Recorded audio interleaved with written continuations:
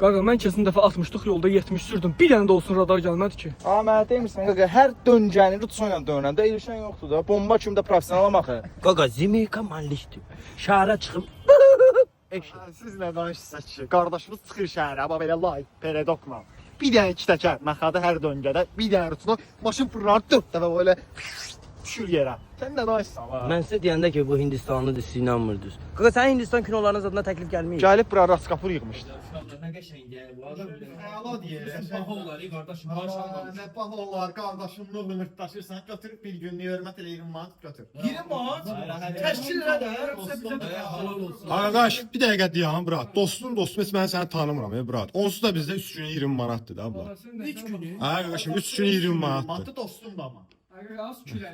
Qardaşım sən tanı. Qardaşım mən birinci səfər görürəm qardaş. Yeki oğlan şimdi nə qədər piyərlər hə. Müdürü dostum. Ala yer canım nə. Nəysə, qaqa, Bundan da götürəyin qaqa. Bir dənə amma.